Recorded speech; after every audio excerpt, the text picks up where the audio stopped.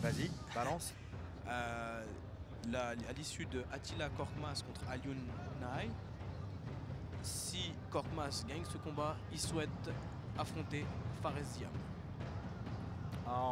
pour réunifier les deux aides de champion de deux catégories. Mais ça serait dans quelle catégorie dans 70. En 70. Donc Attila monterait en 70 kg. C'est ça. Le coin bleu, il nous vient de France, du Venom Training Camp. Il est âgé de 29 ans, 1m79. 4 combats, 4 victoires. Pesé à 69 kg 700, Monsieur Abou Toukara.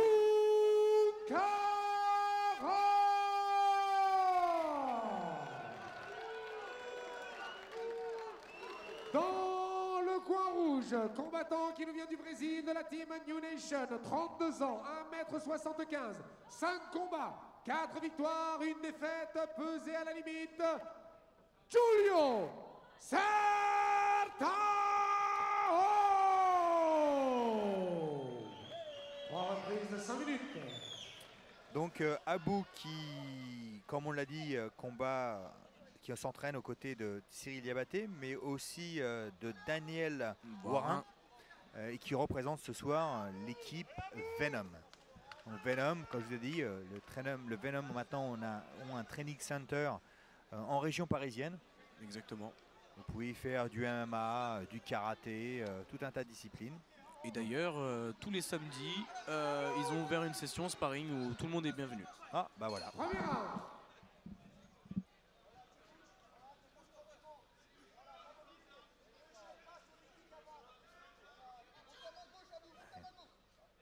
Qui va lancer les hostilités.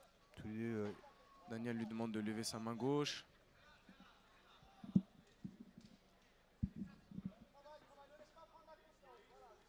Oui, parce que Julio, c'est plutôt le genre généralement. C'est pas vraiment un contreur, c'est quelqu'un généralement qui a tendance à se lancer avec toute puissance. Très gros low kick. On a pu entendre d'ici l'impact à travers nos casques. Qui balance tout à chaque fois. Donc, joli low kick. Ouais. Qui passe, il a fait sourire. Ça l'a fait sourire, mais je pense que ça l'a touché un petit peu.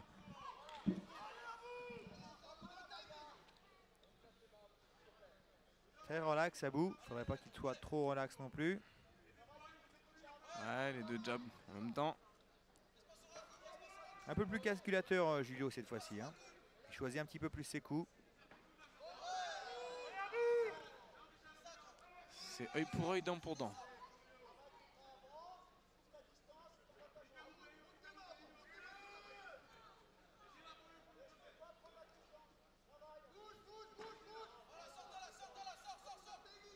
On est tous les deux.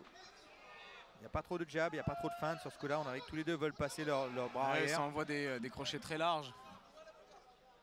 Tous les deux cherchent le coup dur. On sait, hein, en premier round, les coups, voilà, on a toutes nos batteries sont au max et les coups font mal. Abou un peu plus souple sur ses appuis, un peu plus relax. Il ressort, il rentre. Il y a un petit peu plus de feinte de son côté. Il cherche toujours quand même le coup dur. On peut noter une... Il cherche au corps à corps. Belle défense de Julio. Oh, il a rencontré derrière, il a enchaîné. Joli, attention, est-ce qu'il va lui prendre le dos? Ouais, bonne défense de Sertao. Il lui met bien contre la cage, il continue, voilà, il enchaîne. rentre le overhook, Wither. Mais Abou a le double under. Ouais, mettre des coups comme ça, c'est pas ce qu'il y a de mieux. Il faut mieux sortir ses hanches, essayer de venir chercher le underhook. Allez, continue à tourner comme ça. Voilà, là on a un peu plus de défense. C'est un peu plus difficile pour Abou de venir l'amener au sol parce que les hanches sont sorties. Et de l'amener dans cette direction du côté de son du bras qui est piégé pour le faire tomber au sol. Alors pour nos spectateurs qui ne comprennent pas, tentative du Jimata. Alors c'est là que ça devient dangereux, c'est lorsqu'on met son dos contre la cage. C'est là que ça peut devenir dangereux. Donc on donne la possibilité à notre adversaire de nous amener au sol. D'être parallèle.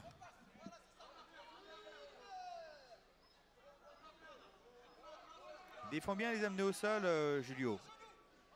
Ah, il a un bon overhook. Par contre, à faire des frappes comme il vient de faire là, c'est s'exposer à une amenée au sol. Absolument. Bonne position de la tête d'Abou. Mais il a quand même progressé en défense d'amener au sol depuis son combat face à Fares. Petit travail de sable de son côté, Abou. Petit travail dans les cuisses comme ça pour déstabiliser un peu l'adversaire. Pour ensuite le resserrer au niveau de la taille. Attention non plus à ne pas congestionner dès le début de round avec l'acide lactique. J'ai l'impression qu'il a un bon contrôle. Si on serre un petit peu trop justement au niveau du corps comme ça, c'est difficile de donner des coups de genoux. Je pense qu'il contrôle simplement avec les bras. Continue avec les coups de genoux jusqu'au moment où là il va serrer et pouvoir l'amener au sol. Ouais, tentative de coup de coude en sortie de clinch. Julio a failli se lancer. Ouais, on a vu qu'il voulait téléphoner. Oh, il a été touché sur la droite. Il reprend tout de suite sa lucidité. Allez, force à relever ses mains. Certains ne s'est pas excité hein, en le touchant. Non, il est beaucoup plus en contrôle depuis son dernier combat. Il défend les amener au sol beaucoup mieux. Il se jette un petit peu moins sur son adversaire. Ouais, il a des... Et c'est le kiff. Ils sont vraiment percutants. Je sais pas si nos téléspectateurs peuvent entendre à travers leur poste de télévision. Attention, il s'est fait toucher en contre. Quand il jette comme ça, c'est là que ça devient dangereux. Il n'a plus de garde. Il choisit pas ses coups, il choisit pas son timing. Il tente la chance. De son côté, Abou est toujours beau timing, belle défense derrière.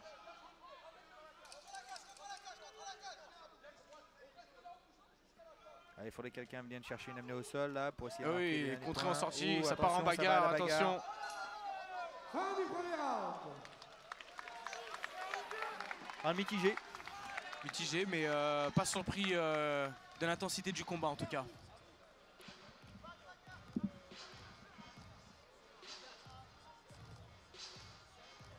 Tentative du Chimata là. Presque pu voir. Il ne s'est pas pensé suffisamment vers l'avant pour faire un contrepoids. Il s'est un petit peu précipité. De son côté, tout de suite, Abou enchaîne. Et cette amenée au sol qui a dû lui marquer quelques points.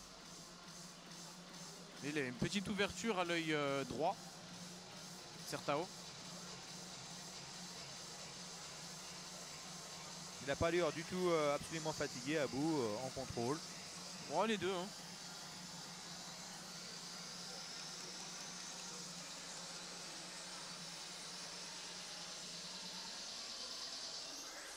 C'est là qu'on voit la différence quand on a vu des combattants en début de soirée qui partaient au corps à corps et en clinch et qui mettaient toute leur force dans les amener au sol. Là on peut voir que Abou, lorsqu'il va au clinch, il choisit le moment où il faut serrer ou pas. Il a un petit peu plus d'expérience. Encore une fois, son entraînement avec des entraîneurs expérimentés comme Daniel ou alors Cyril, il a dû beaucoup apprendre à leur côté. D'où la différence d'une main card et d'une undercard. Absolument.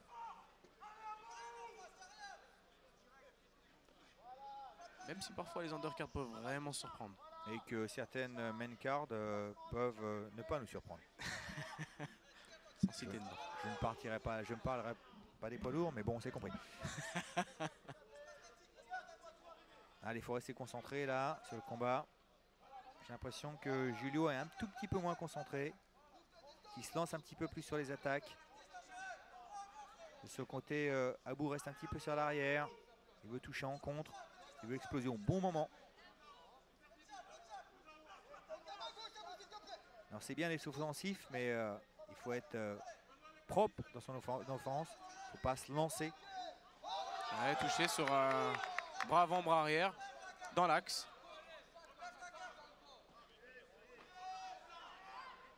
Le coin d'Abou n'arrête pas de répéter qu'il doit monter ses mains, car à chaque fois, Certao passe sur ces petits crochets larges. Même le public lui réclame.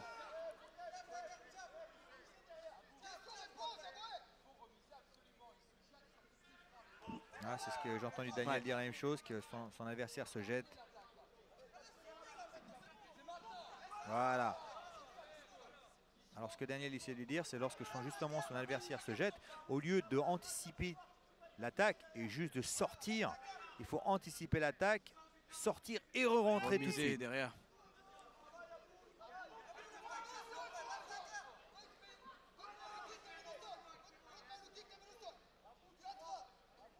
Abou a du mal apparemment à écouter ses hommes de coin. Et il faut qu'il baisse, Oh, il est touché, attention.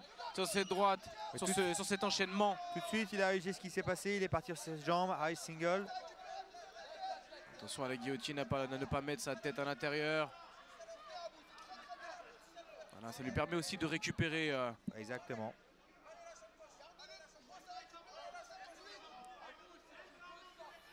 Après, est-ce qu'il écoute son coin, pas, je ne sais pas, est-ce qu'il a l'habitude de cette nouvelle équipe. Il disait qu'il s'est entraîné avec Cyril, combien de temps il s'est entraîné avec Cyril, combien de temps il s'est entraîné avec Daniel. Parfois, il faut un moment de se réadapter avec un nouveau coach. Un changement d'environnement, changement de conditions, réajustement. Et apprendre à faire confiance à ce nouveau coach. Vraiment, si tu n'as pas confiance en ton coach, ça ne sert à rien. Oh, encore une fois, une tentative du team attack. Oui, joli le single leg. Ouais, attention au kick derrière. Ouais, Certao qui se relève direct. Ah, et qui contre légèrement avec ce bras arrière. Ah, joli amené au sol. Abou qui est ouvert. Ouais, joli contrôle des poignets.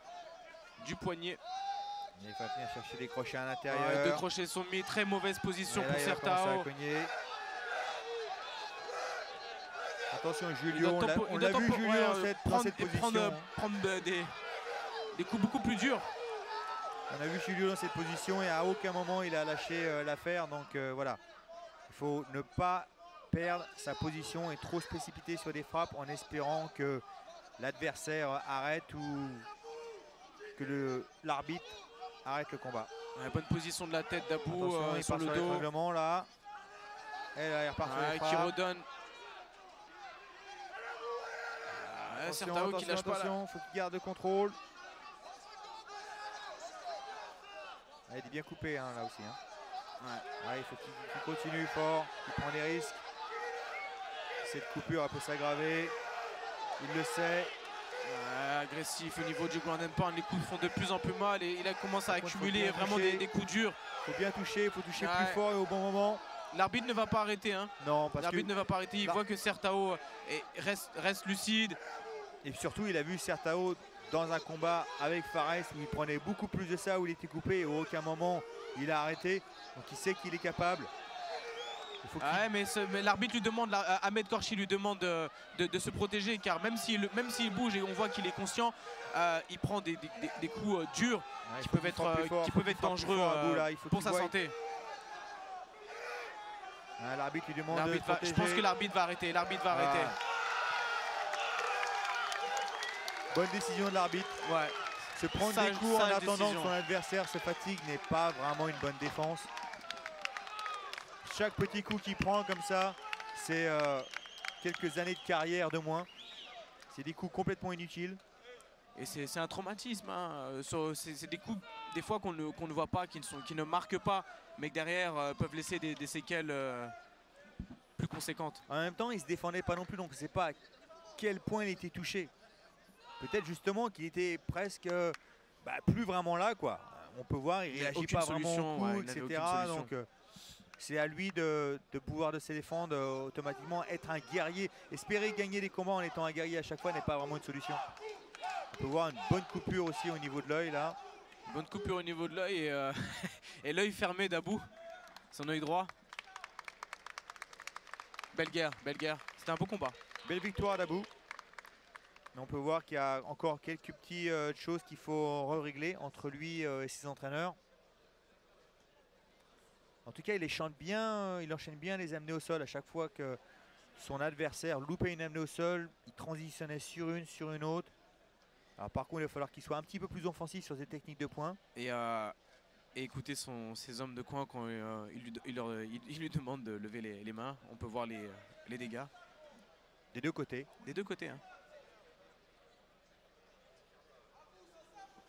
En tous les cas, 5e victoire pour Abou. Bravo à lui, son équipe. L'équipe Venom et la Snake Team.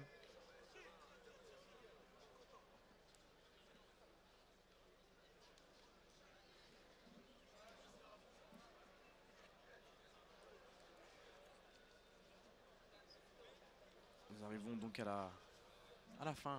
La main card. Donc Attila qui va défendre sa ceinture pour la première fois.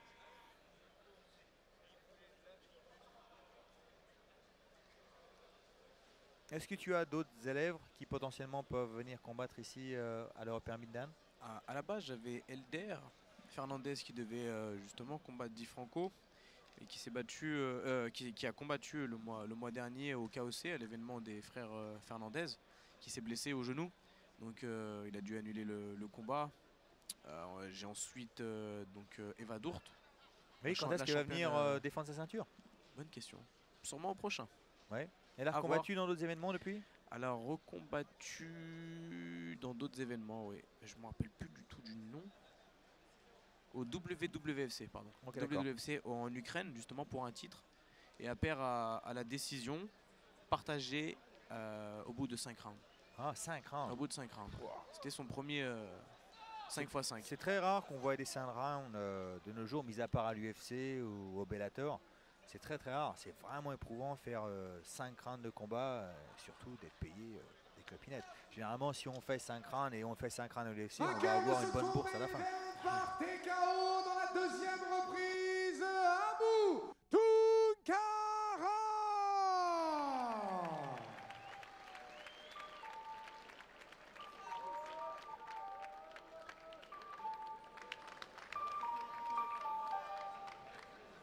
Donc Abou Tunkara qui se rapproche gentiment, qui remonte dans le classement. Oui, qui remonte dans le classement. Donc